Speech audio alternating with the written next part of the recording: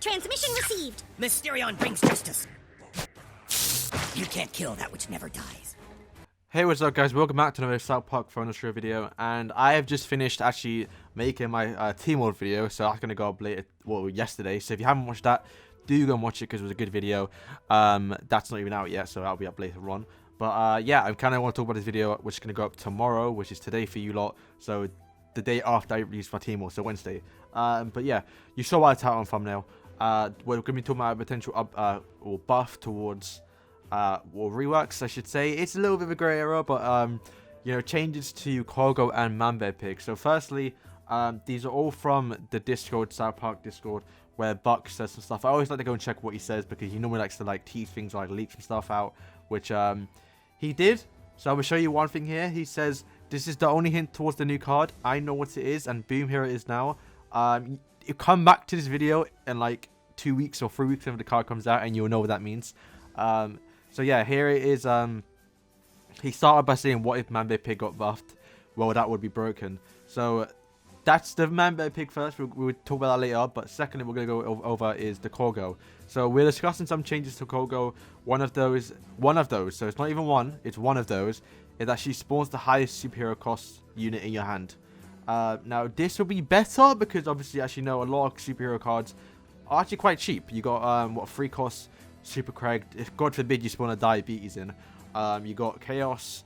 You know, if you wanted to use her with Mysterion, that would be a pretty good thing.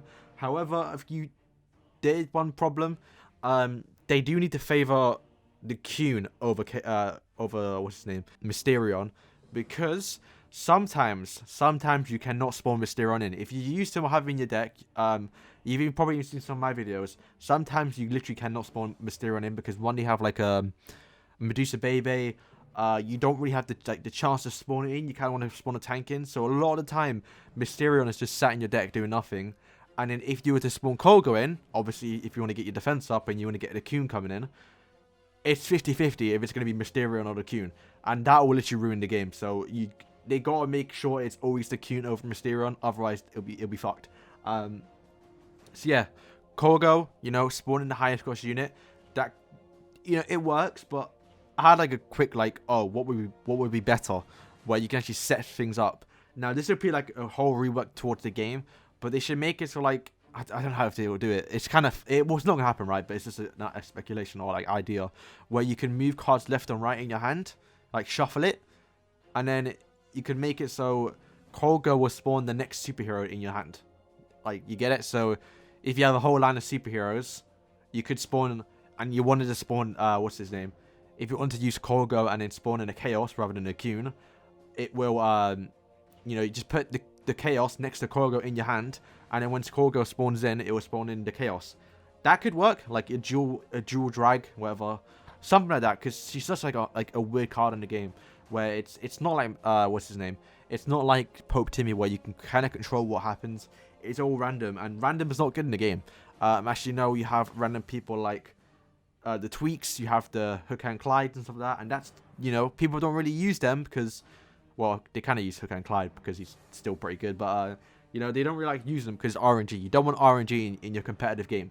So yeah, that's Cargo. It's kind of cool discussing things. So they did say one of those is actually spawns the highest unit, so they could possibly decrease the actual card level, because if they don't do that, then she does have to be lower, because if you're gonna have a superhero deck and then you know you're running diabetes and stuff like that, then maybe Cargo being a 5 cost for, I think she's still 6, right? She's 6 right now, so her being like a 5 cost wouldn't be that bad, because she actually is a pretty good card. I've used her, and you're going to see gameplay in the background of me using her anyway. But she's actually pretty fun. You know, she gets behind you, the person she spawns in, and she's got pretty good range, and like, well, I can say pretty, it's kind of standard to be honest, but like a fast attack speed and like kind of a lot of damage. Actually, one of my favorite cards, but I kind of wish I used her. And she's close to level 4, so maybe if she does get a buff and actually some love, you know, I could actually use her at level 4 one day. But yeah, so that's superheroes. Superheroes do need a lot of love. Not that much, to be honest, because they are kind of, they're still good, right? But they just need more like more better cards where you can actually use that as a main theme, because it's kind of like a sub theme right now. So yeah, that's Cargo, and then now we're going to move on to the MANBEARPIG. So MANBEARPIG, we are talking about an AoE attack He said Grandma's is in a good spot, I think, though. So yeah, Grandma's common is actually kind of not even now. I versed a guy called F Master, if you know him, with some YouTube creator. He had level 4. He had level 4 Grandma's Cartman, and he almost slapped me. I defended, but yo, his damage, like you can't, you gotta respect it. Like it does a lot. But yeah, ManBearPig. This is like it's been around since the start of the game, to be honest. The fact that if you played at the start of the game, you know ManBearPig was, you know, he still is actually pretty usable. Not the best card to use, but usable. You kind of got to build your deck around him though. But yeah, so the big meme before was, you know, ManBearPig, the most terrifying creature in the world. Like he can stop, like unkillable, right? But he dies to rats. Because if you don't know, rats were like OP. They've got nerfed a bunch of times now.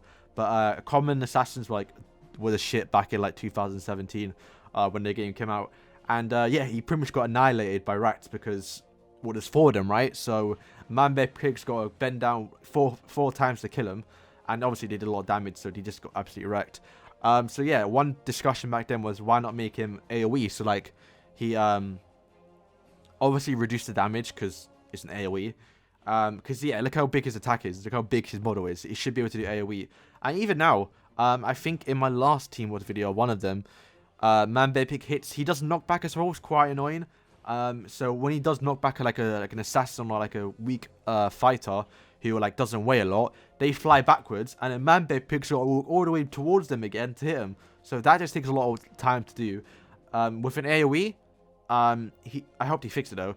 AoE, he can just hit anyone. So like literally, he doesn't have to move. He just does boom, boom, boom, boom. And you know, if you have a tank in front of your new kid, they could very well do that. But obviously with that change, they would have to actually nerf his attack and maybe his health. Obviously, it depends how big the buff is. But that's it. I think that's a potential change. They're talking about it. At least they're admitting it now. I don't think they ever admitted to like talking about that or like being open to it. It's kind of like a fan suggestion which has been around since forever. And also people are saying, you know, make him a 6-cost card. Kind of like how like Grand Wizard Cartman is. Because to be fair, 7 cost, it's a bit ridiculous. Like Colgo was, I don't know what you're thinking with Colgo, but 7 cost is like, it's so much.